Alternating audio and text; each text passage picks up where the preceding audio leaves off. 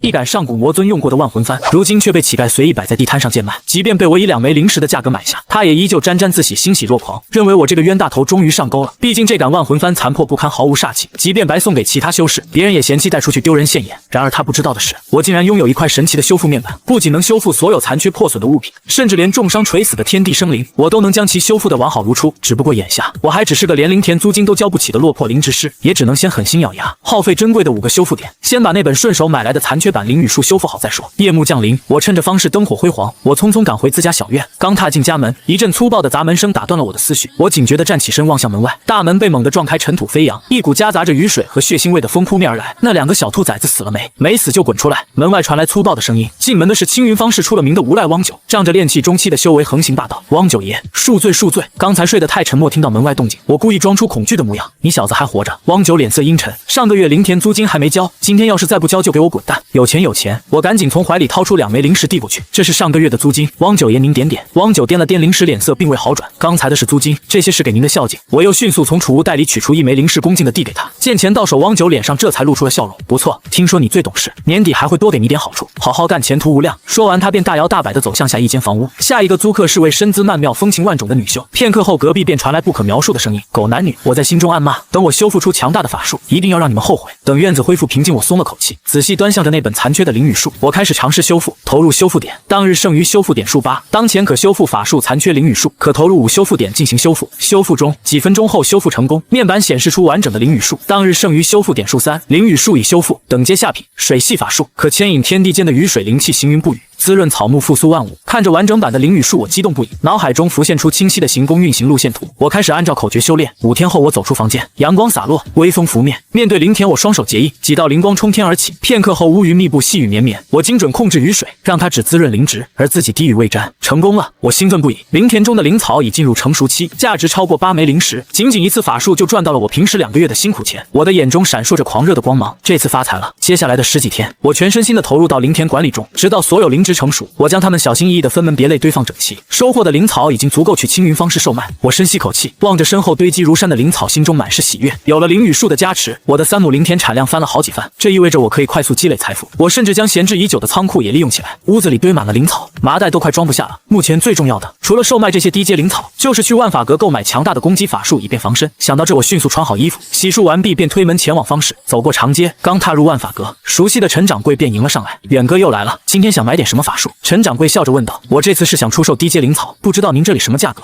远哥放心，我们这里童叟无欺，物美价廉。陈掌柜引我入内，热情的介绍。忽然他愣住了，等等，你是说出售灵草，而不是购买？是的，我平静的回答道。远哥，你平日灵田的收入不是刚好够交租金吗？陈掌柜怀疑的打量着我。最近灵田产量大增，所以我才来售卖。我解释道。陈掌柜眼中闪过狐疑，我们这儿收低阶灵草需要大批量，至少20株，如果不够，下次再来也行。这些够吗？我从储物袋中拿出100多株灵草。够了，绝对够了。陈掌柜眼中露出惊讶，表面上却强作镇定。我去找几个伙计来点数，请稍等。不久，交易顺利完成。我望着储物袋中增加的30多枚灵石，心中欣喜若狂。交易结束，陈掌柜依然热情地送我离开。接着我又去了另外2家店，将剩余的70株灵草售出。最后我花光了所有灵石，买了本残缺的中品法术庚金剑诀，以及一件破损的低级防御法器。赚钱如挑土，花钱如推沙啊！我拍了拍空荡荡的储物袋，不禁苦笑。这次方士之行，我兜售了200多株灵草。为了不引人注目，我特意分批卖给了不同的店铺。这么大笔财富难免会引来觊觎，我不想惹麻烦。这次收获颇丰，如果能修复这本庚金剑诀和那件破损的防御法器，我就赚大了。我暗自盘算着。天色已晚，我回到家，迫不及待地关上门，然后打开储物袋，一本古朴的秘籍和一块土黄色的4方盾牌静静地悬浮在半空。当日剩余修复点数16，当前可修复法术残缺庚金剑诀，可投入9修复点修复。当前可修复法器龟纹盾牌，可投入18修复点修复。看着修复面板，我心中了然，已经10多天没修复了，每天都会获得1个修复点，不同的修复对象难度不同。没想到修复这块龟纹盾牌竟需要18点，比灵语术高了3倍多。我心中有些惊讶，难道这龟纹盾牌品质极高？是我捡漏了？我迅速冷静下来，在修仙界，汪九目前是我最大的威胁，我急需变强。目光落在了残缺的庚金剑诀上，我毫不犹豫直接开始修复。片刻后，面板上发生变化，当日剩余修复点数7，庚金剑诀已修复，等阶中品，精细法术，以自身灵气凝聚灵力的庚金剑气，10丈外可隔空杀敌。太好了，我终于拥有了强大的攻击法术，我心中狂喜。这时门外传来敲门声，远哥在家吗？一个娇媚的声音传来，让人心神荡漾。我警惕地走去开门，眼前是位身穿青色仙裙的年轻女修，她皮肤白皙，身材高挑，眼神中透着几分魅意。孙道友有何贵干？我问道。远哥你真厉害，昨天看到你田里的灵草都成熟了，能不能便宜卖我些？孙离语气轻佻，我微微皱眉，知道他和汪九有些瓜葛，不想理会。6株灵草送你吧，我想快点打发他走。我看到你今天去方氏卖了上百株灵草，这在田里种出来的产量真是天才。孙离意味深长地说道，你竟然跟踪我？我冷冷地问道。远哥人家是爱慕你，不是跟踪。他抬眼看着我，笑得有些挑衅，你是先天种田圣体，奴家只想服侍你。修仙界如此凶险，何不及时行乐？他靠近我，低语间热气扑面而来，今天就算了，我有事要忙，改日再聊。我赶紧递出5株灵草。孙离微微撅嘴，收下灵草后离开。你真是块木头，太不解风情了。孙离将灵草收入囊中，这才恋恋不舍地离去。走出大门，孙离站在十字路口，眼神闪烁。我不过是个资质平平的灵植师，却能在10几日内产出数百株成熟贤灵草。他定然猜到我身怀机缘，乱世之中，他终究选择了自保，压下愧疚，便要往汪九宅院走去。几乎同时，一道纯白庚金剑气从黑暗中呼啸而出，瞬间穿透他身体。一声惨叫后，他倒在地上，再也不动。我从黑暗中走出，面无表情。我曾给过他选择，是他自己选了绝路。确认四周无人，我弯腰轻点他的储物袋，按照方式方法引导灵力，我顺利打开了孙离的储物袋。3尺见方的玄幻空间里，40多枚灵石堆成小山，还有5张1阶下品灵符，1张1阶中品灵符。最让我惊喜的是一柄8掌长的玉质飞剑，虽然不知道品阶，却是真正的法器。我心中清楚，这些多半是孙离哄骗男人积攒的财富，也算为民除害。可想到汪九，我就心头一紧。他炼气6层，还有中品法器万寿塔，我杀了孙离，难免会被他怀疑。眼下唯有尽快提升实力，才能自保。今日恰逢青玉方士赶集，我腾身直奔主干道摆摊处。主干道上修士络绎不绝，散修的吆喝声此起彼伏。我的目光落在披头散发的老头摊位上，那里摆着一本撕毁大半的秘籍，只剩遇见2字。小友，你可是看中了什么？老头浑浊的眼睛瞬间亮了，伸手就来拉我。我避开他脏兮兮的手，指了指御剑术残本旁泡烂的秘籍。这本是什么？这是敛容术。老头咳嗽2声，烂是烂了点，但也是少见的法术。1枚灵石给你。我心中暗喜，敛容术能帮我隐藏身份，避免兜售灵草时暴露家底，嘴上却故作嫌弃。1枚灵石你不去抢，小友且慢，老夫可以便宜。老头急了，死死拉住我。1枚灵石连这本破烂御剑术一起给我。我做事要走，卖。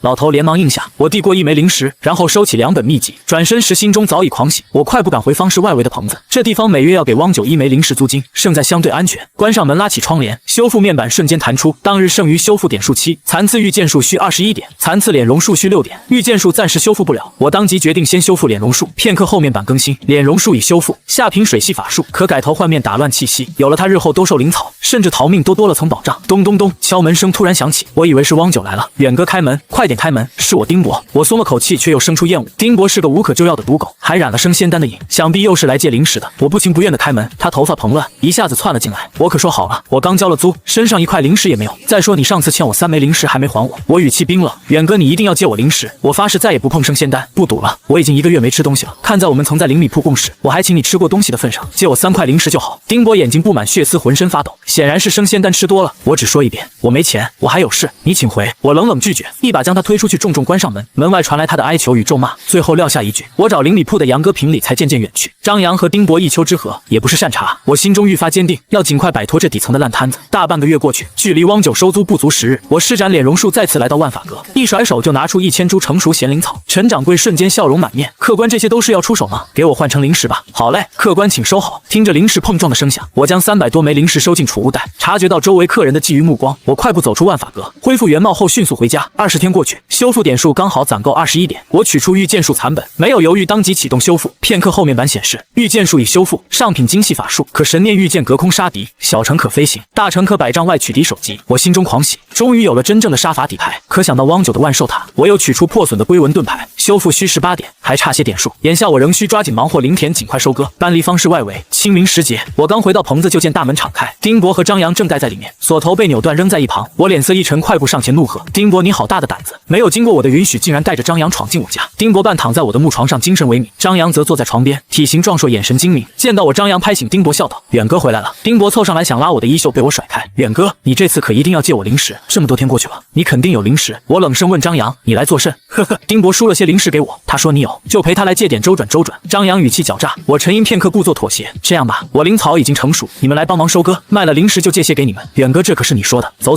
现在就去。丁伯和张扬满脸惊喜，催着我出发，来到我的10亩灵田，看着满地成熟的贤灵草，丁伯眼睛瞪得溜圆，张扬也满脸笑意。这么多灵草能卖30多枚灵石吧？远哥借我25枚，明天还你。张扬忽然盯住我的储物袋方向，远哥那是飞剑不成？你还学了御剑术？看来你最近赚大发了。我笑着取出那柄玉质小剑，掐着剑指让飞剑绕指飞行，特意给你们看看，这飞剑不错吧？丁博满脸震惊，张扬却察觉到不对，转身就要走。晚了，我轻声说道。飞剑唰的射出，张扬身体瞬间被飞剑穿透，当场倒地。丁博吓得通体冰凉，转身就逃，却被飞剑从眉心贯穿，倒在田埂上。我收回飞剑，蹲下身清点两人的储物袋。丁博的袋子空空如也，我忍不住咒骂，这比我脸还干净，赌狗就是赌狗。而张扬的袋子里竟有100多枚灵石，还有炼丹炉符比傀儡木，甚至还有一张1阶上品隐身符，这真是发财了！我心中狂喜，快速收割灵草，将2具尸体埋进灵田，随即返回棚子。我忽然意识到张扬绝不简单，他的储物袋如此富裕，说不定和灵米铺掌柜有关系。若是他的死被发现，再加上孙离的事，汪九必定会怀疑到我头上。看来仅仅搬到方氏内围还不够，我必须尽快学会炼丹制符，赚取更多灵石，提升实力。翌日，我再次施展脸容术来到万法阁，陈掌柜认出我便笑脸相迎。客官，您想要些什么？我避开他的热情，目光落在残缺的样符上，那是1阶下品清心符的样符，缺了一角，还有手迹，却只要1枚灵石。客官，你确定这样符残缺是用来学习制符的？虽只是1阶下品，却很稀少，1枚灵石你可别反悔。陈掌柜提醒道。我知道。我点头付了灵石，又买了朱砂等制符材料，转身离开。脸容术实效过后，我直奔方氏内围的万仙楼，这里是散修挤破头也想住的地方。走进阁楼，柜台后一位风韵犹存的面纱妇人抬起头，客官可是要住房？我要1间房子，不知道1个月多少灵石？3枚灵石呢？妇人眨了眨眼，起身走来，身姿妖娆。小友，你看什么呢？没什么。我移开目光，故意说道。我只是见掌柜的面纱之下似有伤势，不巧我曾机缘巧合见过医治此伤势的医术。妇人顿时心头巨震，神情变得认真。当真？这是真的。我回头找找看能否找到此医术，当下还请掌柜的给我间房子。好，小友先住下。妇人连忙应道。奴家名叫楚三娘，你若不嫌弃称奴家姐姐便可，只要能治好我的脸，奴家什么都满足你。误会了，我若能找到医术，不敢提什么要求，还请楚姐姐带路。你还挺懂人情世故，随姐姐来。住进万仙楼，我没有停歇，再次施展脸容术出门寻找丹方。张扬的丹炉不能浪费，而唯有加入宗门，有了背景才能真正安心。炼丹制符都是我通往宗门的底气。修仙界凶险，唯有爬得足够高，才能睡个安稳觉。傍晚浓雾弥漫，我没能找到丹方，脸容术时效已过，只好快步返回万仙楼。刚进门就与人撞了个正着，我装作没看见，想要继续走，却被他拦住。怎么，远哥如今发了财，住进万仙楼就不认得故人了？是陈阳啊！我有事匆匆回来没注意。我挤出笑容，心中却泛起恶心。陈阳长相姣好，却为了灵石抛下尊严当了牛郎，和孙离并无二致。我向来敬而远之，我还有事就先走了，我不愿多待，转身就要走。呵呵，远哥还真是大忙人。陈阳不紧不慢地开口，你有没有听说丁博和张扬已经死了，命魂灯都灭了，还有你原本的邻居孙离尸体也被找到了？你说此事与你有没有关系？我知道你对我有看法，殊不知我也是为了生存。修仙凶险可不是打打杀杀，需要人情世故，你说呢？我心里狠狠一颤，他显然知道些什么，是在故意敲打我，想要要挟我。杀机瞬间涌上心头。就在这时，楚三娘缓步出门，小友你可算回来了，不如来陪姐姐坐坐。不了，我先回去了。我趁机脱身，快步回到房间，重重关上门。陈阳知道我的底细，还猜到丁博孙离的死与我有关，定然会来要挟我。汪九灵米铺掌柜再加上陈阳，我必须尽快提升实力。眼下制符和炼丹是最快赚取灵石的办法。我翻出清心符样符和制符材料，修复面板弹出，当日剩余修复点数18，破损清心符样符需3点修复。我当即启动修复，片刻后样符修复完成。我试着画了3张清心符，却全部失败。好在我能修复废弃灵符，且只需1点修复点数。我修复好失败的灵符，当即出门，再次施展脸容术前往万法阁。陈掌柜看着我递出的3张顶级清心符，神情精彩。客官，你这灵符……我没理会他的惊讶，换了45枚灵石，转身离开。制符的收益果然远超栽种灵草，可这点灵石还不够改变处境。脸容术失效后，我硬着头皮走进药王阁，这是6大宗门的药王谷，在方氏的门面，来者是客，看看吧。柜台后一名鹤发老人盘坐着，语气平淡。我在货架上仔细寻觅，终于看到一张撕毁一半的丹方，标价仅3枚灵石，找到了。我心中狂喜，当即决定买下，又转身去寻找炼丹材料。我付了3枚灵石，收起那本名为淬体丹的废弃丹方和炼丹材料，转身就走。我有自知之明，如今虽比方氏外围底层散修好些，但修为终究太低，还没资格让宗门修士另眼相看。但我并不气馁，有了丹方、丹炉和材料，只要再攒够修复点数，定然能学会炼丹。可刚回到万仙楼门前，对面面铺里就传来熟悉的声音：远哥真巧啊，我们又见面了，不知可否赏脸前来一举？我顿住脚步转头，果然是牛郎陈阳，他坐在面铺棚下，举着茶杯朝我示意，显然在此等候多时。我虽极不情愿，但也清楚他拿捏着我的行踪，本就动了杀心，不如就会他。当即转身走了过去。远哥，我许久没与故友联系，想不到当初不起眼、兢兢业业的你，竟也能住进万仙楼，还和女掌柜相熟。陈阳起身走来，一副熟络模样，伸手就想搭我的肩膀，我连忙厌恶地躲开。陈阳，有什么事情你就说吧，没事我可回去了。还真有一事。陈阳压低声音，远哥，我见你认得万仙楼掌柜，你也知道兄弟我是干啥的，你的事情我可以只字不提，但你得帮我牵线，介绍我给万仙楼掌柜认识，你看如何？我心里门清，他是想攀上楚三娘当牛郎，若是不答应，恐怕他会泄露我的行踪。我暗骂他不知廉耻。楚三娘脸上未愈，他竟也不介怀，我却没急着拒绝，我考虑一下吧，没什么事我就回去了。远哥还要考虑？陈阳眼中闪过不悦又强装笑容，终究是故友，既然相逢，那我请客，就在以前我们经常去的铺子，你看如何？否则我恐怕要去灵米铺了。最近想要买些灵米，我毫不犹豫答应下来。那么说定了，今晚我们不见不散。陈阳这才笑着不再纠缠，转头时眼中闪过冷笑。我走进万仙楼，心里已然明了。以前在灵米铺当小工时，我们常去的地方就在方氏外围。他约我晚上去那里，分明居心不良。既然如此，那就将计就计，成全他便是。月黑风高夜，方氏外围棚屋林立，烛光摇曳，空气中夹杂着尿骚味，尽显底层散修的窘迫。那间我们常去的饭店前白布飘荡，陈阳正坐在棚下，看似孤身一人，眼神却不时瞥向一旁的草丛，那里藏着他的同伙。我隐约听见他低语：“梁远啊，梁远，你也不是什么好东西。孙离、张扬和丁伯定然是你杀的，杀人夺宝得了灵石，才能住进万仙楼。杀了你，我也心安理得。”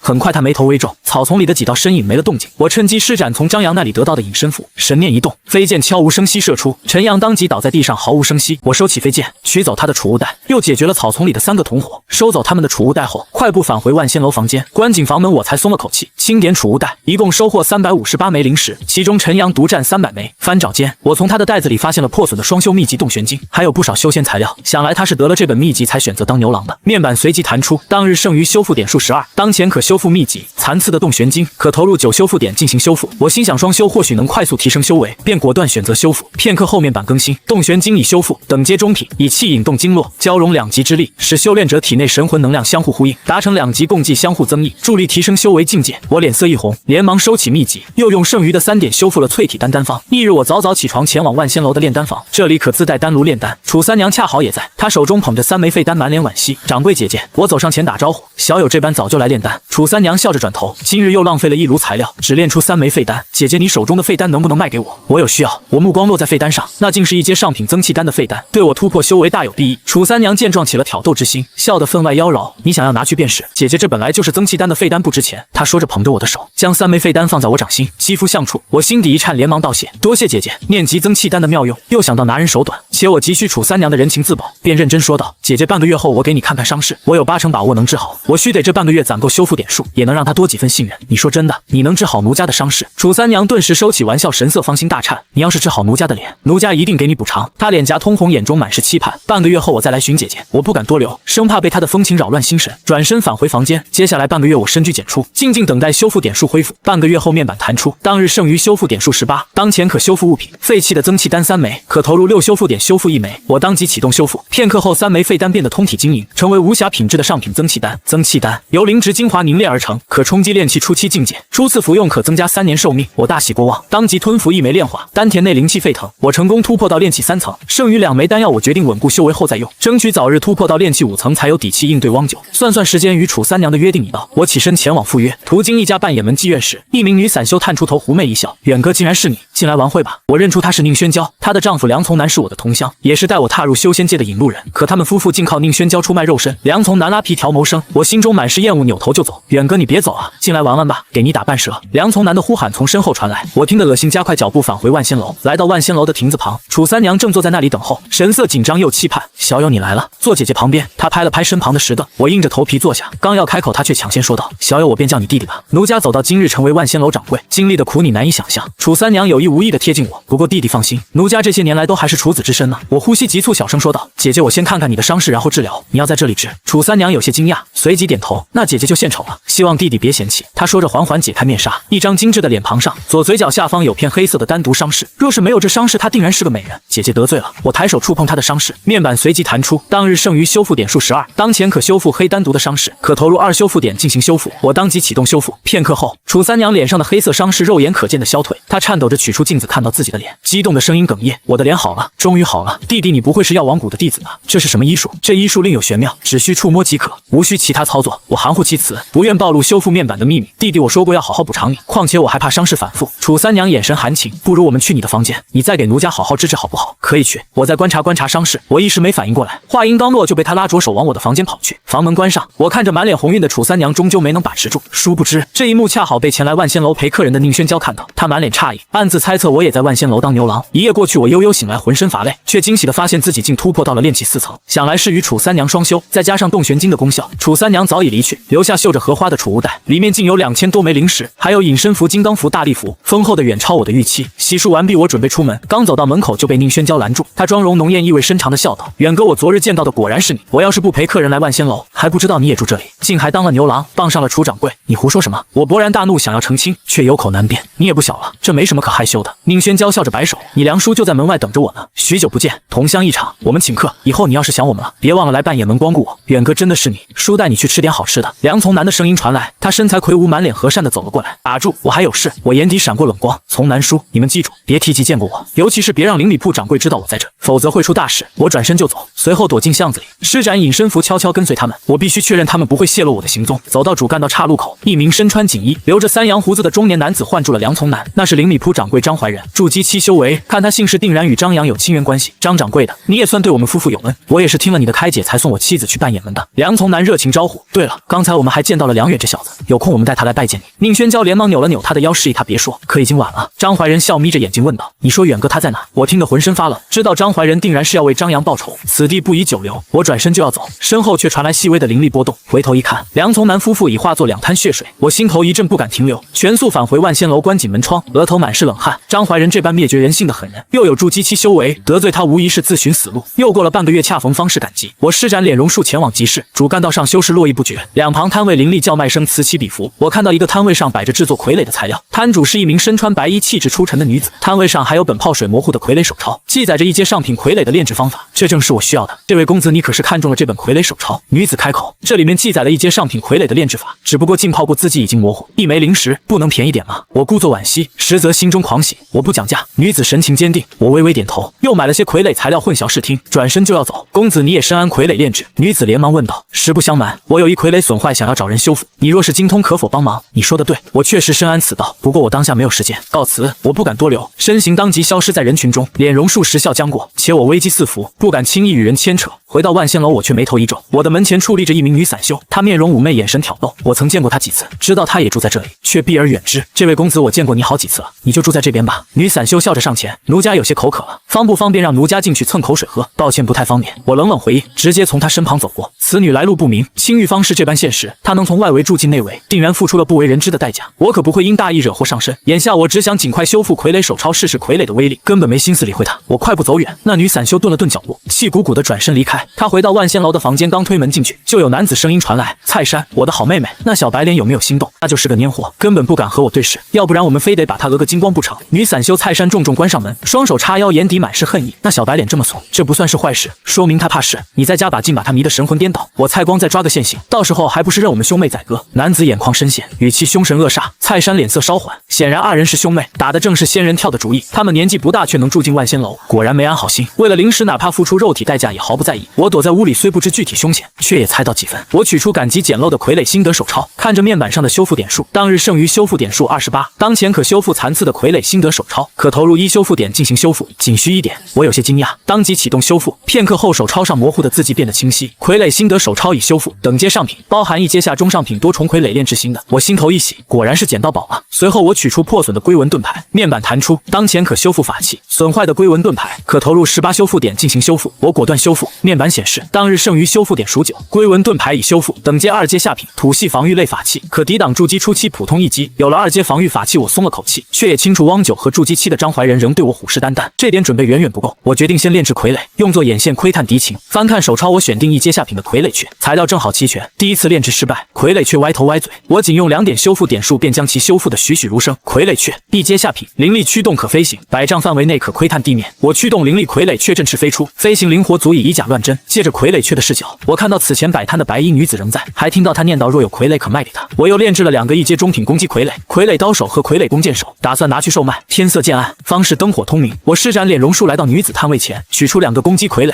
女子当即惊讶起身：“你竟然能够制作1阶中品傀儡，还是攻击型的，并且在1天之内制作完成，还是无瑕品质，为手熟耳。”我淡淡回应：“是我失态了。”女子稳住心神：“1阶中品傀儡价格一般80枚灵石，我都要了，给你200枚。另外我还需要傀儡，你能不能再制作些？灵石不是问题。”我心中惊喜，当即答应。交易后，女子说道：“认识一下，我叫何玉，你叫我梁道友即可。”我们来到旁边面铺，何玉坦言：“实不相瞒，我是傀儡宗外门弟子，遭到宗门敌人劫杀，无法回去，所持傀儡也大多破损。青玉方士傀儡稀缺，我急需傀儡自保。”我心头一动，傀儡宗是6大宗门之一，能结识他或许是个机会。恰逢脸容术时效将过，我说道：“我有事要先走，你需要傀儡，我可以帮你修好破损的，但需要些时间，你先想好价钱，过2日我来找你。”梁道友，此事关乎我性命。何玉鼓起勇气：“如果你帮了我，我愿意和你彻夜钻研傀傀儡，我会来找你。我起身离去，心里盘算着积累修复点数，也暗存或许能借结识何玉的机会，未来踏入宗门。出门时，我见到了楚三娘的身影，想来她近日回来了。回到房间，我操控傀儡却窥探时，发现2道身影尾随我到了房门外，正是此前的女散修蔡珊和那名男子。借着傀儡雀的视角，我听清了他们的对话。哥就是此人，错不了。虽然上次我见他不是这模样，应该是施展了改头换面的法术。他不仅是个蔫货，还得罪过人，不敢以真面目示人。蔡珊盯着我的房门说道：“哼哼，这小白脸能住进万仙楼，储物袋里肯定有不少零食。妹妹辛苦你了，一定要把他讹了。”蔡光阴恻恻的笑：“我辛苦啥？这小白脸挺俊的，我也不吃亏。”蔡珊笑着，眼神里满是不怀好意。我冷笑一声，动了杀心。多亏傀儡却才识破他们的仙人跳诡计，修仙底层人心险恶，他们千不该万不该招惹我。忽然敲门声响起，我收起杀意，认出是楚三娘的声音，连忙开门。香风扑鼻，楚三娘未戴面纱，身穿白色纱衣，反手关上门，眼神含情：“我的好弟弟，多亏了你，我可算是好了，欠你的还没还清呢。”她说着，柔软的手挽住了我的脖子。2个时辰后，楚三娘满足下床，看到窗外飞回的傀儡，却惊喜道：“好弟弟，你竟然还会炼制傀儡，这傀儡却是你做的吧？我略懂一二，昨天制作好的。”楚三娘笑着拍拍储物袋：“给你，这是我以前得到的2阶傀儡术，能炼制2阶傀儡黑虎，还能当坐骑，你有兴趣可以研究下。”我接过手抄，欣喜不已：“多谢姐姐，这傀儡术太过贵重了，姐姐怎么会亏待你？”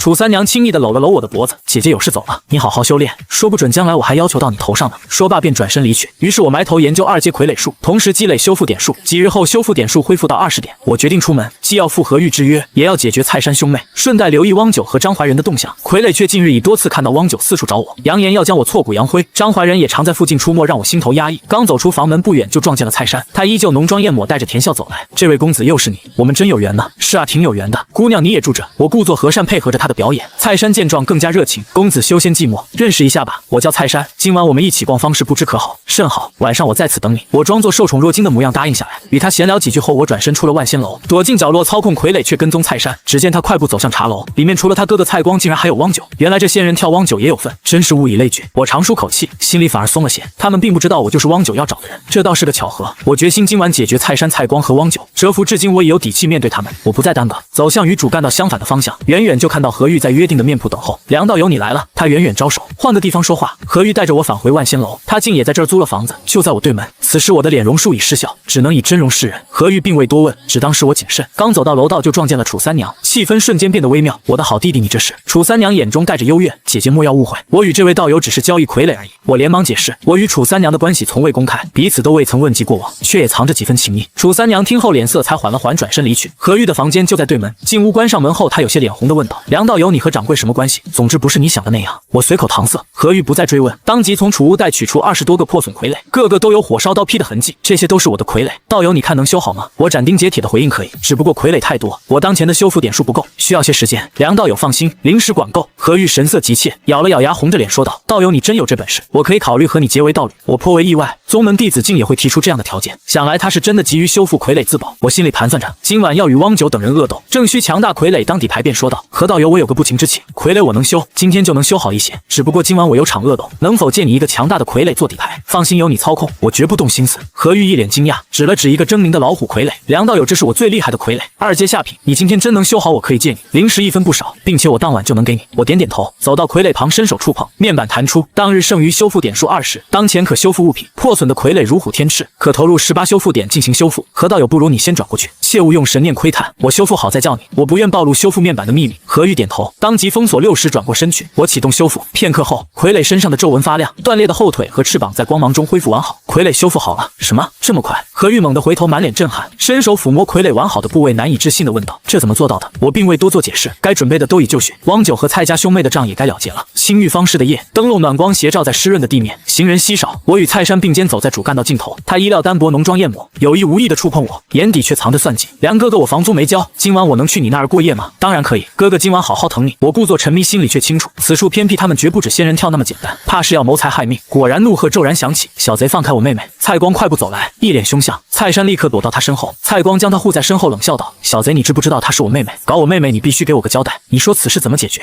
我嫌弃地拍了拍被他碰过的衣服，可算是来了，早就怀疑你们是仙人跳。我扫了眼远处，傀儡却传来画面，汪九正在主干道后头把风，看来这几人惯作恶事，轻车熟路。蔡珊兄妹随即笑了，蔡珊褪去羞涩，坏笑道：“这小白脸竟然猜到了，挺聪明的。我就说让我和他过夜，让我舒服舒服，你再来吗？”蔡光懒得理会，目露凶光：“小子，遇到我们算你倒霉，四下无人，你以为你还能活着离开吗？有有什么遗言你就说吧，一会你可没机会了。说罢，他取出明晃晃的大刀，先告诉你们我的名字吧，我叫梁远，我漫不经心地道，早已胜券在握。蔡山一愣，你就是汪九找的那个梁远？话音刚落，一头长着翅膀的老虎傀儡突然从暗处涌现，这是什么？蔡光头皮发麻，举刀去挡，可二阶傀儡的威力远非他炼气5层能抵挡。哧哧几声，蔡光被傀儡斩杀，蔡山也没能逃脱，被利爪碾压在地，当场殒命。我走上前收下他们的储物袋，对暗处操控傀儡的何玉点头，让傀儡藏回阴影，静静等候汪九。梁远，你个杂碎，竟然是你！汪九快步赶来，左脸刀疤狰狞，右手托着玄色万寿塔，气势凶悍。他见蔡家兄妹惨死，又惊又怒，却没看清暗处的傀儡，仗着炼气中期修为和万寿塔并未惧我，积压多日的危机感彻底爆发。我不想借傀儡之手，只想亲自了结他。我取出隐身符，身形瞬间消失，同时祭出飞剑直刺他脑门。汪九大惊，连忙用万寿塔抵挡，却被飞剑的力道震得心头一震。这是2阶飞剑，给老子死！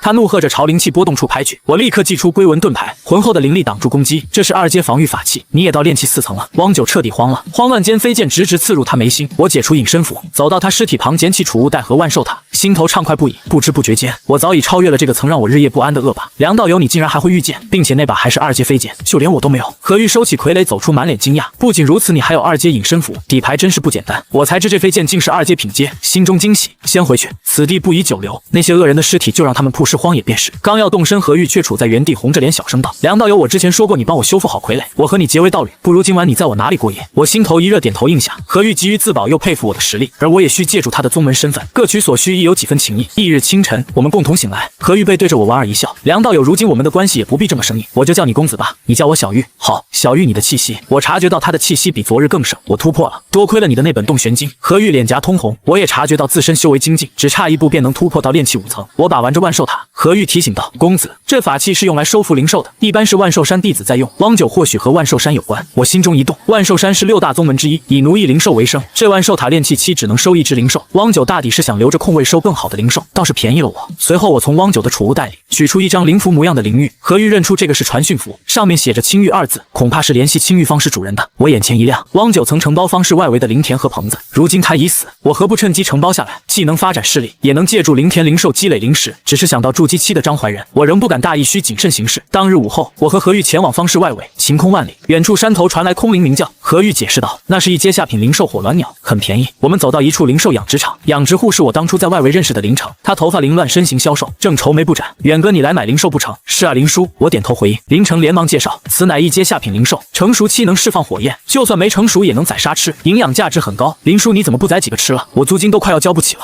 林城苦笑，我指了指几只无精打采的火鸾鸟。林叔，这几个是不是生病了？不完全是，准确来说是火属性的血脉病，挺过去了还能提升品阶。毕竟是鸾鸟，有高阶灵兽青鸾的血脉，可是几乎都挨不过去。死之前卖不出去，我就得亏掉。那好，我买个生病的。我心中惊喜，修复点数正好能派上用场。林城喜出望外，连忙抓来一只病鸟。就在这时，远处传来灵力波动，我心头一紧，林叔你赶紧回去，恐怕有人声东击西偷灵兽。等我们赶回养殖场，已一片狼藉，100多只火鸾鸟只剩5只，生病的几乎被洗劫一空。天杀的，哪个丧尽天良的偷我灵兽？林城悲痛欲绝，怒声怒骂：“林叔，你先消消气，把那只生病的给我，我有办法把贼人引出来。”我安抚道：“计划用修复后的火鸾鸟当诱饵引贼人现身。”我抬手触碰那只病鸟，面板弹出，当日剩余修复点数3，当前可修复物品：火属性血脉病的火鸾鸟，可投入1修复点进行修复。启动修复后，原本萎靡的火鸾鸟瞬间精神抖擞，羽毛金光熠熠，火属性暴涨10倍。火鸾鸟血脉病已修复，等阶2阶，极品火属性灵兽，有一丝青鸾血脉，可当飞行坐骑辅助筑基期战斗。我当即滴血认主，将其收为灵宠。何玉和林城满脸震惊，林城更是悔得直跺脚。我安抚好他，说出诱敌计划。林城眼中顿时燃起怒火，当即答应配合。回到万仙楼，我取出传讯符，对何玉道：“小玉，我打算承包方室外围的地，招人栽种灵草，养殖灵兽。你的傀儡修复还需时间，你可有别的想法？”何玉一笑：“我自然支持你，正好我也有灵石能帮上忙。”我渡入灵力激活传讯符，里面传来老人的声音：“何事？前辈，我想租地，你在何处？”晚辈在万仙楼，你在门前等我。片刻后，一老一少2道身影走来，手中都握着翠绿色玉符。何玉小声传音：“公子，那老人应是方室之主，筑基修为，却丹田破损，修为尽失，只剩强大肉身。”我心头一喜，修复点数或许能修复他的丹田，若是能卖他一个人情。老人自称方老，并未多言，只与我商讨租地事宜。我拿出5000灵石做押金，与方老签订契约灵符，承包了外围100亩棚子、100亩灵兽山林和100亩灵田。接下来3天，我都在打理承包的土地，傀儡却时刻充当眼线，提防张怀仁。我在外围时都施展脸容术，避免暴露身份。昔日的邻里散修见我承包了大片土地，无不阿谀奉承，我只淡淡点头回应，保持距离。这天我再次来到临城的养殖场。场，刚到就听到他的哭喊：“有贼啊！抓贼啊！”原来仅剩的5只火鸾鸟，包括我的极品火鸾鸟都被偷走了。远处山林里，一对尖嘴猴腮的父子正躲在石头后，中年男子握着隐匿符，兴奋道：“太好了，2阶灵兽到手了，儿子我们发了，爹汪九死了。新承包的人太年轻，肯定发现不了我们，等他招人，我们再继续光顾。”少年附和道。话音刚落，我祭出飞剑：“儿子你快走！”他推开少年，自己却被飞剑刺穿胸口。少年见状转身就逃，却被绕圈的飞剑从身后穿透，当场殒命。我和何玉快步上前，收起他们的储物袋和兽环法器，里面正是被偷的所有火鸾鸟。一阶下品法器兽环能装灵兽，但不算值钱。何玉愤慨地踢了踢尸体，这父子俩偷人财物，活该！凌晨赶来见贼子已死，又看到灵兽失而复得，激动得语无伦次，连连向我道谢。我收回兽环，将极品火鸾鸟装进去，寒暄几句便准备离开。我刚走不远，就见方老和他的孙女被动静引来。方老询问凌晨事发经过，得知我能修复火鸾鸟血脉并使其进阶后，原本平静的神色骤变，显然是想到了自己破损的丹田。他孙女急切道：“爷爷，那就是刚跟你租地的人，他真有这能耐，我们赶紧找过去，请他帮你修复丹田，不管什么代价都愿意。”方老压下激动，缓缓道：“不急，2个月转瞬即逝，我承包方氏外围赚得盆满钵满，5000灵石租金早已回本，储物袋里灵石充盈，成了方氏隐形富豪。只是我依旧谨慎，出门必施脸榕树，重点防范灵米铺掌柜张怀仁。今日方氏赶集，万仙楼下主干道人来人往，我何玉走出，竟在摆摊散修中看到了方老。他盘坐树荫下，身前白布摆着几件物品，目光时不时扫向万仙楼，显然是在等我。方老他怎么在此？我心头意外又提防，却被他认出，想来是何玉太过显眼。四目相对，方老朝我们点头，我干脆走上前。白布上一卷被火烧毁一半的羊皮纸吸引了我，竟是小护山阵图。我承包的地界常有偷盗之事，这阵图正是我急需的。小友，我认得你，最近可好？方老率先开口，见过方老前辈。小友，你可是看中了什么？这个多少灵石？我指了指那破损阵图，你我有缘也算认得。这阵图损坏给你就是，不收你灵石。方老淡淡说道。我不客气地收进储物袋，心里已然猜到他定是得知我能修复火鸾鸟血脉病，想请我医治他破损的丹田。我沉住气没有点破，毕竟让他先开口，人情才更大。方老前辈，我便先回去了。回到万仙楼，刚进门就迎来香风，楚三娘花枝招展地走来。我的好弟弟在忙什么呢？小玉，你先回去，我有些事情和掌柜的说。我对何玉说道。他虽面露疑惑，却乖巧点头离开。何玉刚走，楚三娘便挽住我的脖子，一同回了我的房间。温存过后，我问及方老的底细。楚三娘口吐如兰地说道：“方老原名方仙信，是青玉方氏的主人，原本是筑基后期大修士，与人死战虽胜，却丹田受损，只剩筑基淬炼的肉身。今日姐姐满意了，姐姐比你那小浪蹄子强吧？姐姐走了，有空再找你。”楚三娘披上纱衣离去，我起身苦笑，暗叹她太过奔放。我正准备修复阵图，手头还有35点修复点数，可就在这时，一阵动静传来。我出门一看，屋檐下我的麻雀傀儡被打坏在地。这是你的傀儡，可算是找到人了。你为什么让傀儡在此？你见到了什么？假山后，一名衣衫褴褛的青年恼怒走出，手指着我，告诉我你是谁，用傀儡窥探于我，你必须给我个交代。我正欲发火，一道娇滴滴的女声传来劝和。我认得那女子，竟是张怀仁的妻子张夫人，平日里就不安分，此刻正背着张怀仁与那青年私会。我捧着破损的傀儡回去，用1点修复点数将其修好。想到张怀仁杀了梁从南夫妇，与我不死不休，我压下怒火，暂时放过他们，却暗下决心，此事没完。收拾好心情，我取出那卷阵图，面板随即弹出，当日剩余修复点数34，当前可修复物品：废弃的护山阵图，可投入2修复点进行修复。启动修复后，烧焦的羊皮卷流光游走，破损处迅速复原。小护山阵法已修复，护山范围横跨100亩地，可沟通灵力和大地，形成屏障迷雾，抵挡筑基期以下修士。我立刻去找何玉分享，他见我手中完好的阵图，惊讶地捂住嘴：“公子，你这阵图不是毁坏的？我运气好，得到了一种药水能够修复。”我随口搪塞：“太好了，有了这个阵图，我们承包的方氏外围就再也不怕贼人惦记了。”何玉惊喜道：“公子，你运气也太好了，这是机缘，我们修仙最重机缘了。我跟着你果然没错。”何玉眼神暧昧，我虽刚与楚三娘温存过，却也只能应下。双修之时，我的洞玄经再次发挥作用，丹田忽然嗡鸣，我突破到了炼气7层，踏入炼气后期。我突破了，以后我也是炼气后期的修士了。我惊喜道：“恭喜公子！”何玉脸颊通红，他本就炼气圆满，只差筑基丹便可尝试筑基。我们布阵去。我兴致勃勃与何玉前往方氏外围，忙活一天，终于将承包的地界全部布下小护山阵法。阵成之际，方老正在屋中闭目养神，骤然睁眼，他的孙女方如霜推门而入，惊喜道：“爷爷是阵法的波动，还是我们的小护山阵法？”如霜走，我们去看看。方老起身，他心知这定是我布下的阵，暗自惊讶我竟能凭破损阵图复原布阵。我和何玉刚忙完，就通过麻雀傀儡发现有人跟踪，正是与张夫人私会的青年牛一志，炼气后期修为，他怕我泄露秘密，竟想杀人灭口。公子怎么了？何玉问道。一个恶心的奸人。我将牛一志和张夫人的事说出，何玉也面露膈应，还真是奸夫淫妇。公子他还跟着我们吗？我们要怎么做？小玉等我片刻，我要杀个人。我冷声说道。我们手里还剩下几个阵旗，不如试试用阵法对付这恶心的家伙。我眼前一亮，此时牛一志已然追来，嘴角挂着冷笑：“小子要怪只能怪你看到了不该看到的东西。我和张夫人的事情绝不能让人知道，只有死人才能保守秘密。我也是为了修仙，为了生存，勾人老婆也是为了灵石。你别怪我。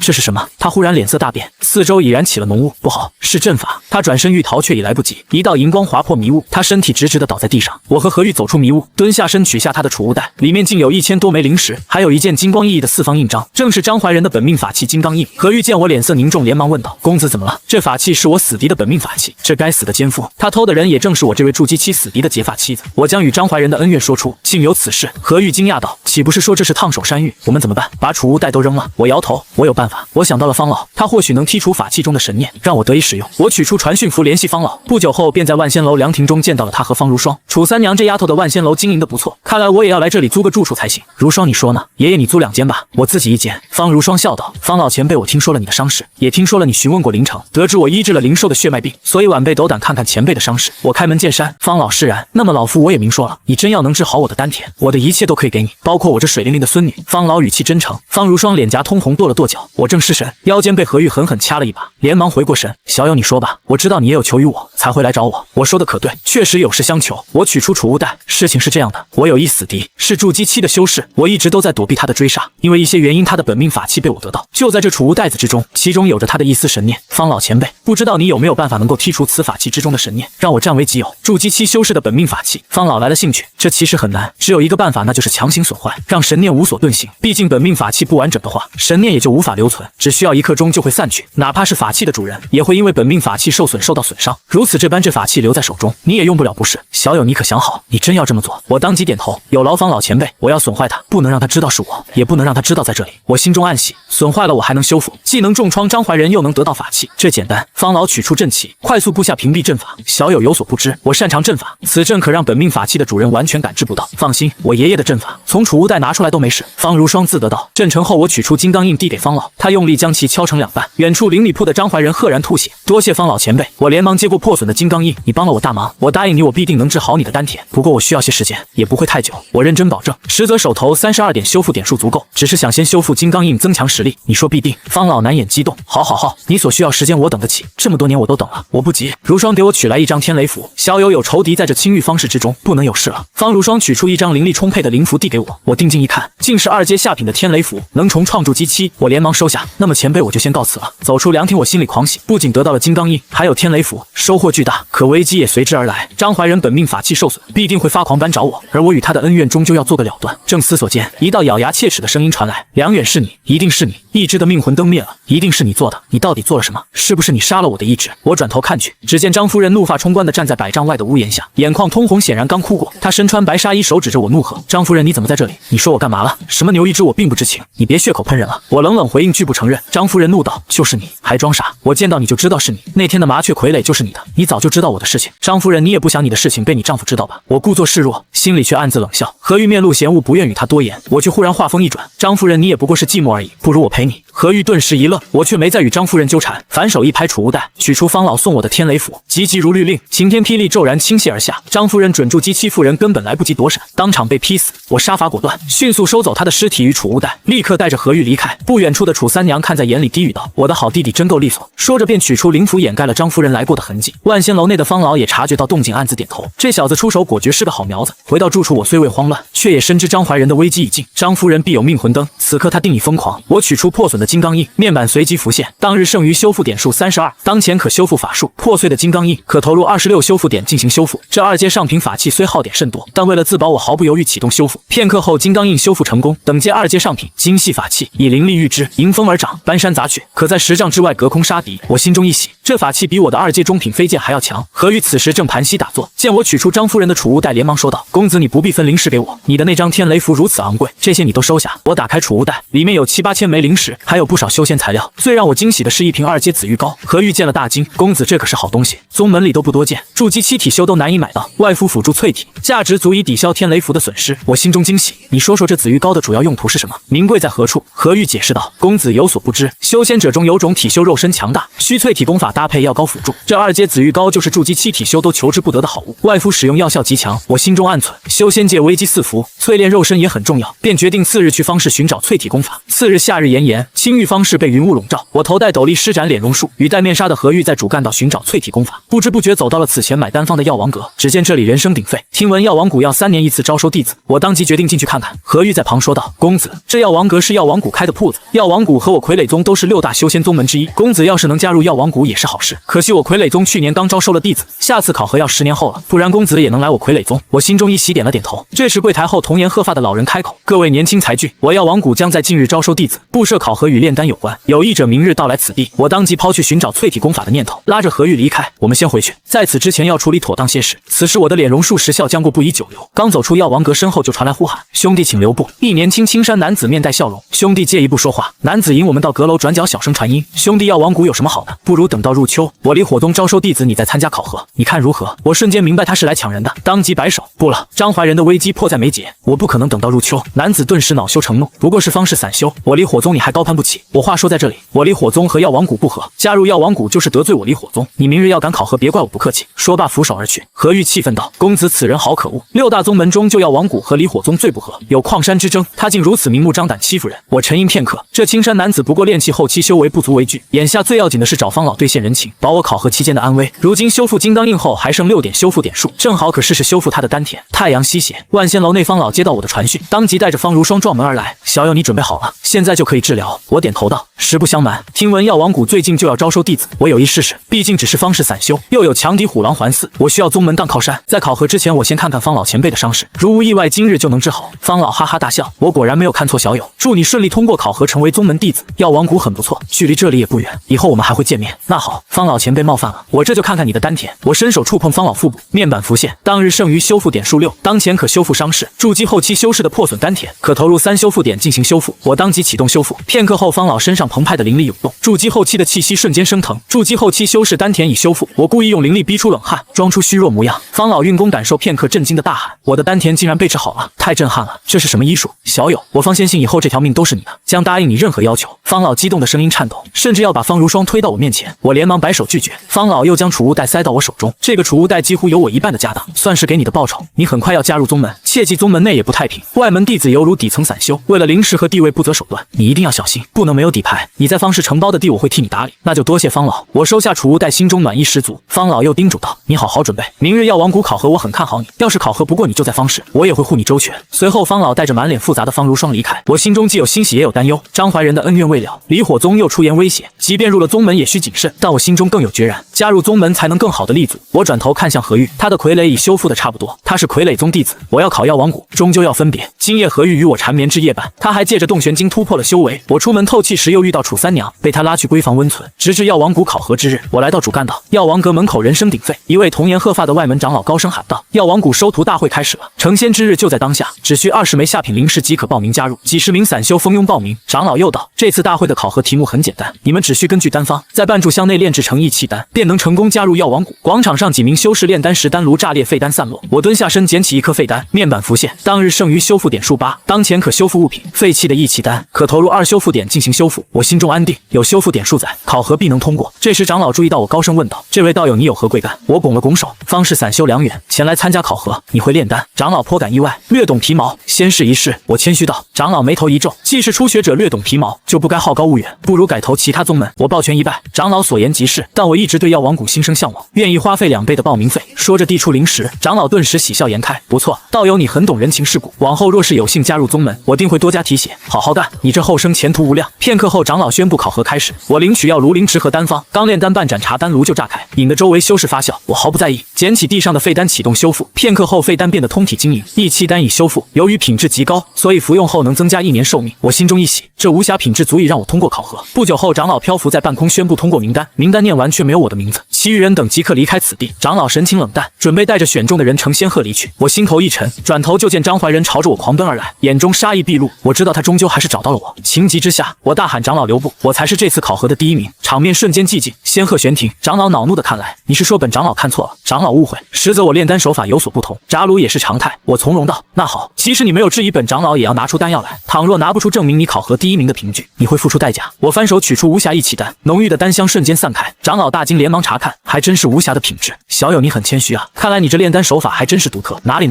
药王谷的炼丹术让我心生向往。我笑道，长老越看越满意，凭此无瑕义气丹，你能居考核第一。本长老名叫贺青，看你炼丹精湛，我将破格录取你，以后你就跟着我吧，成为我的亲传弟子。我眼睛一亮，当即行礼，多谢长老厚爱，梁远能够跟随长老炼丹，这是莫大的荣幸。弟子拜见师傅，这枚丹药就当是孝敬你老人家的了。贺青长老喜笑颜开，收下丹药，挥手将我送上仙鹤北。此时张怀仁厉声喊道：“且慢！”他对着贺青长老拱手，在下张怀仁，方是灵米铺掌柜，还望给张某一个面子，将梁远留下。我要了断二人之间的恩怨。他周身气息凶厉，毫不掩饰对我的杀意。在场修士见状都面露惬意，他可是筑基期修士，这梁远怕不是麻烦大了。可惜了，梁远就要加入药王谷，还是被张怀仁追了过来。给你面子。贺青长老脸色一沉，我的亲传弟子，你想了断什么恩怨？你一个灵米铺掌柜也配？滚！贺青一掌推出，灵气涌动如无形巨掌，轰隆一声，尘土四溅，地面下沉3尺。张怀仁虽同为筑基期，却被震得连连后退，根本讨不了好，不知所谓。贺青不再多言，挥手示意仙鹤起飞。张怀仁咬牙切齿，满眼恨意，身影躲进人群，显然并未善罢甘休。我暗忖，张怀仁杀心不减也好，等我在药王谷前修治筑基，定要找他了断。我后来才知道，张怀仁重伤吐血离去，自觉颜面尽失，竟决意加入离火宗。此时仙鹤载着我们穿过巍峨山峰，朦胧云海，最终落在一片碧绿林地。药王谷的楼亭阁宇隐现于细雨云雾之中。我随贺青长老落地，只见各店长老已在一旁等候，正挑选通过考核的弟子。贺青抚着胡须，得意地给我解释，我们药王谷分为灵符店、灵药店、杂物店等几大分支，这是个店长老来挑人了。我连忙问道：“师傅，我们是哪个店的？”我们是杂物店，负责收取宗门各店的破损物品，能废物利用则留，否则丢弃。贺青笑着取出一本陈旧破烂的功法，这是我在功法店捡的破损功法，虽有残缺，但绝不简单，就当是给你的见面礼。我们杂物店的好处就是能捡漏，只要有眼力，总能有所收获。我接过功法，只见封面上写着紫玉炼体诀，心中顿时狂喜。我正缺淬体功法，还有张夫人储物袋里的紫玉膏可用。这时面板浮现，当日剩余修复点数6，当前可修复物品：紫玉炼体诀残本，可投入23修复点进行修复。23点修复点数虽多，却足以说明此功法品阶不低。我当即谢过师傅。就在这时，炼器店、灵符店、灵药店的外门长老匆匆走来，语气惊讶：“当真有此事？贺青，你竟敢私自招揽炼出无瑕义气丹的好苗子！”一名长老看向我，急切地问：“这位小友，你可是炼出了无瑕品阶的义气丹？”贺青起初还看走了眼，一名长老附和道：“小友别怕，这贺青有眼无珠，差点让药王谷错失好苗子。这杂货店就是掌管破烂的地方，没什么好去的，跟我们走吧。”3大店长老纷纷抛出橄榄枝，眼神中满是青睐。我正暗自冷静，忽然有人暗中传音：“小友，我是外务店长老，你若愿意陪我过夜，灵石资源绝不会少你。”我心中大怒，暗自记下了这位外务店长老。贺青见状，立刻将我护在身后，怒声道：“这是我贺青的亲传弟子，岂是你们能染指的？谁不服，咱们就做过一场，来就来，还怕你杂货店不成？”几名长老顿时争执起来，眼看就要动手。这时神色严肃的刑罚店长老开口：“药王谷内禁止动手，不如让这位小友亲自选择去处。”众长老虽愤愤不平，却也不敢违逆刑罚店的规矩，纷纷看向我。我沉吟片刻，清了清嗓子：“各位长老，多谢你们抬爱，奈何我已入杂货店，不便改头门庭，还请各位长老见谅。”贺青大喜过望，激动地拍了拍我的肩膀：“好样的，我一定全力扶持你。”其他长老脸色一沉，冷哼一声，拂袖而去。随后贺青带着我前往杂货店，又领我去挑选洞府。为师给你安排住处就在对面山谷。洞府分3等，1等每月500枚灵石，2等50枚，3等5枚。我大为惊讶，500枚灵石的租金远超我在方氏的花费，当即选择了毫不起眼的3等洞府。走进洞府，我随手摸了摸石壁的青苔，面板瞬间浮现：当日剩余修复点数6，当前可修复法术。时过境迁的洞府，可投入1修复点，恢复往日1年时光。我心中一动，当即对贺青说：“师傅，我就选这里了。”贺青叮嘱道：“你身为我亲传弟子，不必每天来杂物店当差，好好修炼即可。宗门内也有厮杀，外门弟子为了往上爬，无所不用其极，你务必小心。”说罢便乘着仙鹤离去。我关好洞府门，暗下决心，宗门底层和方氏相差无几，我必须尽快站稳脚跟，努力往上爬。我当即投入5点修复点数修复洞府。时过境迁的洞府已修复5年，曾经是结丹期大修士开辟的洞府，荒废30年，内有聚灵阵、灵田、灵泉。我心中期待，只需再积累25点修复点数，就能让洞府彻底改头换面。可就在这时，洞口传来破空声，透过我留在外头的麻雀傀儡，我看到一名神色阴柔的青年，正是外务店长老的弟子。青年高呼：“里面的兄弟，我是外务店弟子，奉师傅之命来问你，答不答应他的请求？”我冷声道：“滚！”接下来的半个月，我深居简出，熟悉了药王谷的环境，也被那外务店弟子烦了好几次。我将此事告知贺青，他虽无奈，却答应帮我交涉，并告诉我那外务店长老名叫吴剑山，弟子名叫邓玉林。期间，贺青看到我布下的小护山大阵，也颇为惊讶。25日后，我终于积累了25点修复点数，当即全部投入修复洞府。瞬间，洞府发生巨变，夜明珠镶满石壁，灵泉、灵田显现，还有不好的聚灵阵，只是缺少阵眼。为了寻找阵眼和更合适的防护阵法，我前往杂物店领了差事，去炼器店收取废弃法器。来到炼器店，我在废弃法器中发现椭圆形物品，残次的阵眼盘，可投入8修复点进行修复。我不动声色地询问炼器店的2名外门弟子，听说可以低价买下这些废弃法器，需要多少灵石？胖子眼珠一转，1块灵石就行，你等会，我去拿签字单。瘦子却暗中传音：“兄弟别签他的字，签了就相当于要在此打铁1年半载，他是想骗你当苦力，你直接去找炼器店长老交灵石就行。”我心中中一怒，不等胖子回来，直接找到炼器店长老，用1枚灵石买下了那枚残次阵眼盘。又过了8天，我积累了8点修复点数，正准备修复阵眼盘，傀儡麻雀却发现有人靠近，正是此前想骗我的那名胖子。我打开石门，冷声道：“阵法已撤，你可以离开，也可以进来坐坐。”胖子满脸堆笑的走进来，看到洞府内的灵泉灵田，眼中闪过贪婪，却不等他反应，我祭出金刚印，印章迎风长至房屋大小，狠狠砸在他身上。胖子的惨叫声戛然而止，当场殒命。我捡起他的储物袋，发现里面竟有许多蛊虫，真是双喜临门，刚好缺操控蛊虫的功法。我当即取出阵眼盘启动修复，片刻后，芥子阵盘也已修复，一阶中品，可布下小芥子阵法，将洞府藏于芥子中，仅主人可入。我欣喜若狂，立刻将阵眼盘镶入聚灵阵阵眼，放入灵石，瞬间洞府被芥子阵法隐藏，从外面看只剩山壁，终于彻底安全了。随后我收起小护山阵法，前往杂物店领了去功法店收取杂物的差事，只为寻找操控蛊虫的功法。来到功法店偏殿，我看到几名外门弟子正在试炼残缺功法，有人甚至练得吐血。一名满脸褶子的炼器后期老妪在旁边监督。我目光一扫，赫然看到一本分裂神眼术，正是操控蛊虫的功法。我走上前，老妪冷冷道：“这些废弃的功法和矿石你都带回去吧。”我装作渴望灵石的模样说道：“我也想试试功法赚取灵石。”老妪咧嘴一笑：“可以，挑选一本，撑过3炷香即可。”我拿起分裂神眼术，面板浮现，当日剩余修复点数0，错误的分裂神眼术可投入8修复点进行修复。我硬着头皮修炼，凭借坚韧的神念竟撑过了3炷香。老妪递来3块灵石，我连忙说道：“这法术是错误的。”我买下它，说着递出1枚灵石。老妪深深看了我一眼，暗中传音：“小友，我能看到你身上的杀意，我们是同道中人，我有一桩机缘，需要心狠手辣之辈相助。我叫赵云霞，有意结交你。”我心中警惕，却假意答应。来到阴暗角落，赵云霞打开储物袋，里面竟是密密麻麻的生魂。小友，这是生魂，我有提升实力的方法，需要生魂和人共修，我们可以去外面贩卖凡人，他们为了钱财自愿送死，怪不得我们。赵云霞说道。我心中杀意沸腾，面上却不动声色点头答应，并约好10天后在3等洞府处见面。回到洞府，我脸色阴沉的能滴出水来，一想起那些生魂就忍不住干呕。这赵云霞滥杀无辜已是死路一条，10天后的见面便是他的死期。转眼已经几天过去，洞府里我好不容易积累了修复点数，当日剩余修复点数8，当前可修复物品。错误的分裂神眼术修复中，没过多久，我只觉得掌心这本打开的秘籍上面的图解发生了变化。分裂神眼术，神念分裂出来附在傀儡蛊虫之上，形同分身，可控制100余。神念可以随时收回来，不做损耗，哪怕本体死亡，蛊虫傀儡分身也能存在，附在敌人身上吞噬灵力。也就是说，修炼了这个分解神眼术，我等同于能够炼制100多个分身了。本体死亡，这分裂出来的神念都还能够存活。我赫然激动，当即就取出来了此前杀死的炼器店胖子修士储物袋里得到的几个蛊虫，名称是灵蛊103，等阶1阶下品，状态成熟期，有助于修士炼化，能够吞噬敌人的灵力反扑给主人，能够炼作神念化身，可增长生存活命的几率。我看着这蛊虫的信息，上百个是灵蛊，恐怕一转眼炼器期的灵力都要被吞噬殆尽，这绝对是自己的大杀招。我毫不犹豫，这就苦心钻研分裂神眼术。转眼2天过去，也终于是到了和功法店老妪约定的时间。天色昏暗，傀儡麻雀落在峭壁，栩栩如生。一名老妪来到了3等洞府的峡谷处，洞府里我猛然睁眼，从闭关打坐中站起身来，布下了小芥子阵法的洞府连门都没有。我身形鬼魅般出现，对着前方的老妪招手。这里，老妪牙婆心底惊讶，没有看清楚我是如何出现的，其实心里却在冷笑。她的储物袋里确实有着许多的生魂，这生魂大多是凡人，却没有能够为主的主生魂。眼下这位可不就是？她眼中有冷光闪烁，却在夜晚的掩盖下让人看不清。我的洞府就在这里，进去说。我身后出现了石门，这是暂时的撤开了小芥子阵法。老妪没有多想，心里却在暗喜，进了其中还不是手到擒来。显然她加入药王谷已经许多年了，知道药王谷禁止同门厮杀，更知道同门厮杀也可以悄然发生。当然她也是警惕的，毕竟我身上背负的煞气，她看在眼里，却自信自己多年的积累，真要打起来不是这年轻人能够应付得了的。她走进洞府却惊容涌现，这怎么可能是个外门的洞府？洞府的石壁四处都镶满了夜明珠，好像是星辰满天，里头有灵韵升腾，竟然是聚灵阵。还有洞府颇为宽广，别有洞天，竟然还有灵田。她忽然感觉手臂一痒，低头一看，顿时心底一震，不好是蛊虫。她瞬间认出来了，这是灵蛊，吞噬他人灵力的时候，甚至能够让人不查。她并不知道这是灵蛊是什么时候爬到她身上的，她瞬间头皮发麻，她的身上竟然爬满了是灵蛊，少说也有100个。猛然回头看向了身后的我，是你，你竟然把那本分裂神眼术修炼好了，才能操控这么多蛊，你不能杀我！老妪噔噔噔的后退，沙哑着声音大喊着。然而为时已晚，当他转头的顷刻间，一柄飞剑已经抵达了脑后。别说是灵蛊吞噬了灵力，哪怕他全盛时期也不是我的对手，只不过是灵蛊的存在缩短了时间。老太婆倒地后，我狠狠地吐了一口唾沫，掐着鼻子收拾她的尸体，不忘随手取下了她的储物袋。想了想，还是皱着眉头打开这个能够装着生魂的储物袋。一打开，袋子中的生魂有男女老少，呈现半透明形状。我想起在10天之前第一次看到这些生魂的时候更加凝实，如今已经半透明状。难道随着时间的推移，他们就要魂飞魄散了？我不能坐视不理，还是找个法器把他们装起来再说。我紧接着就想起了番旗。时间来到了9月，我经常前往杂物店找差事，各大店去领取废弃的物品回来。我想找到一个番旗法器将生魂装起来。眼看着老妪手中得到的生魂就要变得透明，我心里不是滋味。今日我捧着杂物店的令牌，再次前往炼器店。我来就见到了熟人。人，正是当初提醒过自己的那位炼气殿的瘦子，一路走来难得的好心性格的人。他名为秦苍竹，炼气中期的修为甚至都不如我。他身板瘦弱，为人低调。我这段日子也跑了几遍炼气殿，和他算是认识。他走过来说道：“梁兄，你要找到的废弃的法器，番棋类的今天倒是有，就是太过破损，不知道还能不能用。”秦苍竹咧嘴笑道：“快给我看看！”我眼中一亮，秦苍竹旋即从堆积如山的废弃物品中拿出来了番棋，交给了我。这个就是。我接过来一看，这就是棋子模样。和阵棋不同的是，番棋很长，有几条尾巴，一根不知名材质的杆子，可以提在手中。只不过这终究是炼气殿丢弃的，番棋上面的皱纹处都裂开了裂痕，杆子也是从中间断裂的。这模样的法器，哪怕是过度灵力进入也是漏风，根本没有了任何作用。我却心里惊喜，他人看来这番棋没有用，但我不同，我有修复点数，并且这又半个月过去，又积累了不少的点数。秦苍竹忽然低着头，我见到他的神色也警惕了起来。与此同时，听到了细微的脚步声，有人来了。此人恐怕是炼气殿较为资深的外门弟子，或许还是外门亲传。在大家都挥汗打铁的同时，他没有半点汗水，一副惬意模样。梁兄，你小心了，上次那位想要欺骗你签字的，其实就是此人的狗腿子。此人名为张辽，并不是什么好人，他有一术能够让人誓约，达到操控人的目的。秦苍竹传音提醒道：“我不动声色，一副没有理会此人的打算，收起了炼气殿的废弃品，拿着终于寻到的番棋，就要去找炼气殿长老，交上一枚灵石后回去洞府。张辽，我也只是记住了此人的名字。对于这种人，不招惹自己还好，一旦惹上，自然是不死不休。也好在他没有理会招惹自己，一转头我已经走远。当日剩余修复点数16，当前可修复法器残次的招魂幡。我回到了洞府，直接开始了修复。片刻后，万魂幡已修复，可奴役生魂，让魂魄能够藏身其中。收服越多的魂魄，番棋的威力就越强大。理论上来说，可以无限的提升，只要收进其中的魂魄够多够强大。我起初看到仅只是一阶下品的法器，不以为然，毕竟如今我可是拥有了2阶上品的金刚印。然而当我看到万魂幡竟然还能够提升品阶，终于明白到了为什么在修仙界里，许多人都会拥有万魂幡。有了万魂幡，对于有些敌人杀死之后，就应该用万魂幡收起魂魄，以后慢慢折磨。我炼制了万魂幡后，一拍储物袋，一道道半透明快要消散的生魂从中钻出来，被炼成生魂的都是厉鬼，凶狠之极，张牙舞爪。万魂幡一招，顿时所有的生魂都装进了万魂幡之中。我念头一动，数了数，竟然足足1001个生魂。这世界修仙生存尚且艰难，凡人生存同样的难。遇到了黑心的修仙者，死都不知道怎么死的。也好在遇到了我，否则这些生魂连投胎的机会都没有。我心里惆怅，出门走走，狂风呼啸。我抬头顿时挑眉，见到了天上灵兽飞过。巧合的是，这只灵兽自己还认识，不就是青玉坊见到的那名童颜鹤发老人？当初见到这头仙鹤的时候，发现他生病了。此时我眯了眯眼睛，炼气后期之后视力惊人，能够亲眼目睹就是这只生病的仙鹤。只见他扇动臂膀，虽然翱翔天上，却眼睛无神，眼看着是病入膏肓了，也不知道生的是什么病。我心里思索，就有了想法。上次刚刚来到这药王谷的时候，有许多长老出言抢夺，其中的一位长老就有此人。如果我没有记错的话，此人是刑罚殿的长老。我眼中闪烁不定，想起了楚三娘、方老，都是因为自己治好了他们的病，欠下了人情。修仙问道：“人情世故很重要，这刑罚殿长老的人情可不小。”